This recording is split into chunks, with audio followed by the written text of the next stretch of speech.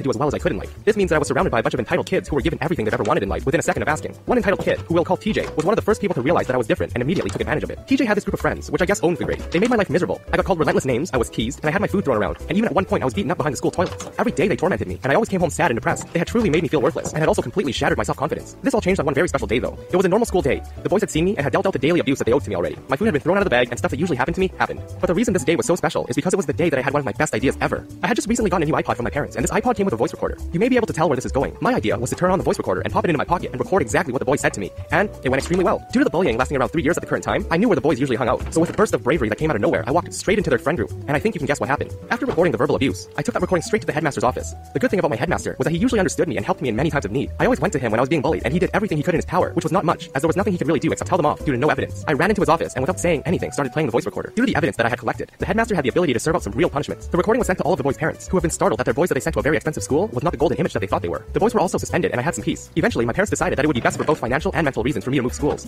I'm currently 16, studying high-level medicine in hopes of becoming an anesthetist. I've also got a good group of friends who I'm thankful for, and to be honest, I couldn't be any happier. P.S. I found out that TJ, the one I mentioned earlier, could potentially be going to jail for theft and destruction of property. So yeah, I'm pretty happy I'm no longer connected to him in any way, shape, or form. Hey guys, thanks for tuning into this episode of Reddit Pro Revenge. If you guys like the video, please don't hesitate to subscribe, give the video a thumbs up, and share the video. And as promised, here are the bloopers. Pulled him into the room on the left. What the fuck is this? What are these kids doing? In each room was the rest of the group divided up and waiting. Oh my god, it's like a cult. So we held an emergency treehouse meeting. Oh my god, they held a treehouse meeting? It's like little rascals.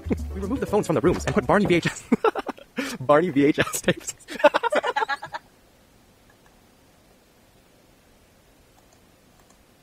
Hey guys, welcome back to another episode of Reddit Pro Revenge.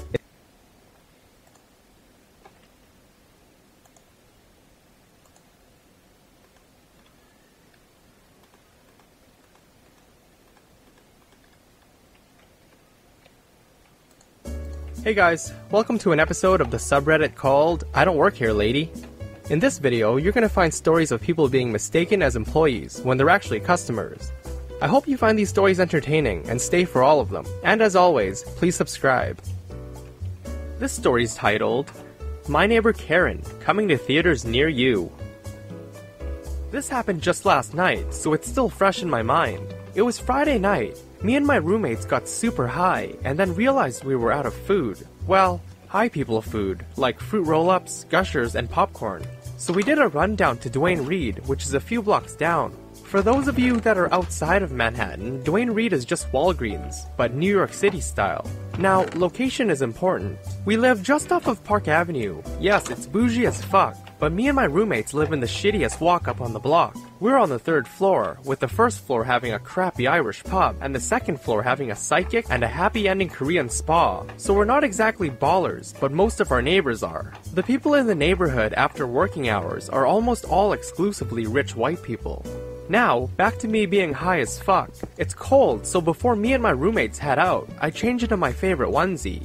It's a My Neighbor Totoro onesie, and we walk out to the Duane Reade a few blocks down.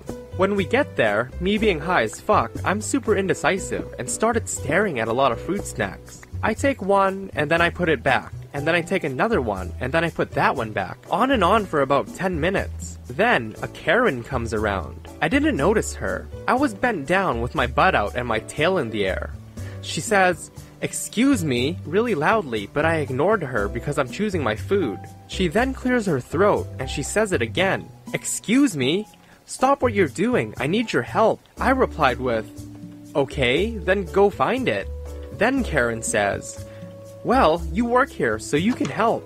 Me, trying to be polite and hide the fact that I'm super high, I said, "What gave you that idea? I'm not even in a uniform." This is Duane Reade. It's a corporate convenience store. Every worker has to wear a uniform to prevent mishaps like these from happening. She replies with, "Well, you're... Then my roommate Freddie shows up out of nowhere and goes, "'Cause you're black." This part of town, I guess, hasn't figured out that a person of color can live here too without being the help. Karen turns bright red and runs out of the store, and I start dying of laughter. I mean, all of the people that wouldn't be working right now, I'm pretty sure I would be one of them, especially with my Totoro onesie. All's well that ends well though. I got my snacks and even went next door to McDonald's and got milkshake and fries. The machine wasn't broken for once. And, this morning on my jog around the block, who did I run to again but Karen? I gave her a nice smile and a wave. She didn't return it. This story's titled, Yes, I Speak English. No, I don't work here. And no, I'm not obligated to help you.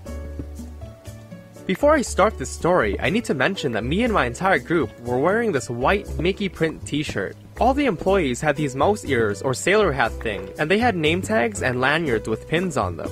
This event happened almost 3 years ago. I was lucky enough to go to a soft opening of Shanghai Disneyland a couple of weeks before the official opening with my church's youth group. The day was pretty fun as there weren't a lot of people and we got to ride most of the big rides with only 20 to 30 minute wait times. Anyways, at the tail end of our visit, everyone's pretty tired from walking around all day, so we decided to go to the only gift shop open in the park that's located in Tomorrowland area.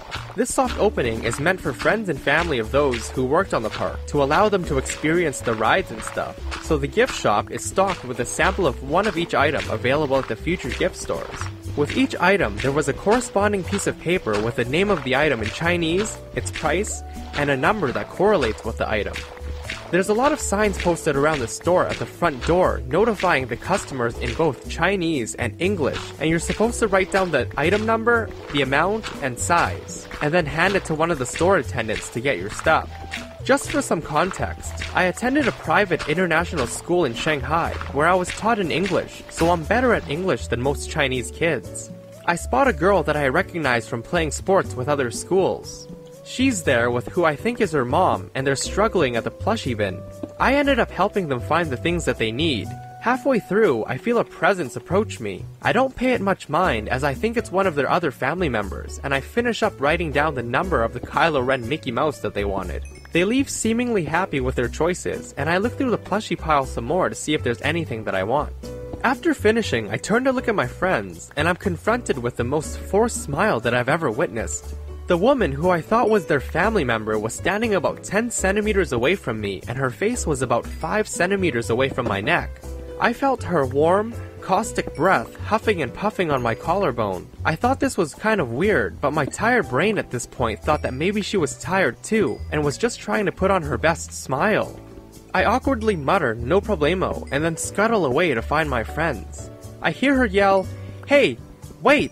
And then I felt it. Her oily, grubby marshmallow fingers with her crusty acrylics grabbed my arm. I slowly turn around and immediately met with a shirt shoved in my face.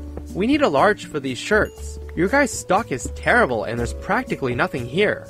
All I could mutter was, "Excuse me?" before she talked again, even angrier. "Just look in the back. I know you guys have more stock back there." I look around to her 2 kids behind her with hands full of sample toys.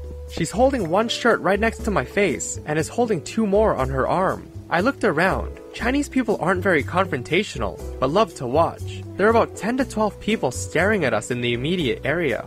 I told her what she was holding was samples, and she can't take those. She then screamed, "Don't you tell me what I can and can't buy. Who's in charge here? Get me your supervisor, you're clearly untrained." I said, "Dude, I don't work here, I was just helping a friend." She responds with, "That's fair treatment, just because they're your friend?" I could only let out a sigh before one of the members in my youth group yelled from across the store in Chinese to see if I was done. I decide, ¿Qué? Sí, mamá.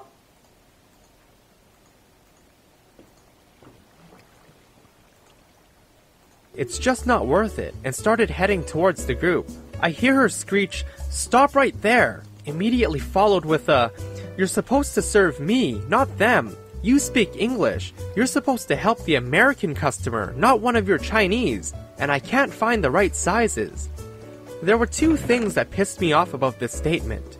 Firstly, she said Chinese, as if I was her PTA mom friend, and she was complaining to me about some Asian kid getting the valedictorian position over her own precious baby. Secondly, she completely ignored what I said, and has contradicted herself as she's gone from telling me that I'm untrained to now being trained specifically to help Americans. I don't even turn around. I just yell, "I'm not a fucking employee, you're a fucking bitch." And then I turn around to look her in the eyes to say, "And you're not my fucking problem." I hear a comical loud gasp come from her, and then I see an individual stampede approach me. I started getting kind of scared that her 150 kilograms of chub tubs is going to body my frail and lanky 60 kilogram bones, so I put my hand up and brace myself, and end up awkwardly catching the shirt and the hanger that she was trying to hit me with. I push her hand away and just leg it towards the door. At this point, I was in a state of fear and confusion as no one outside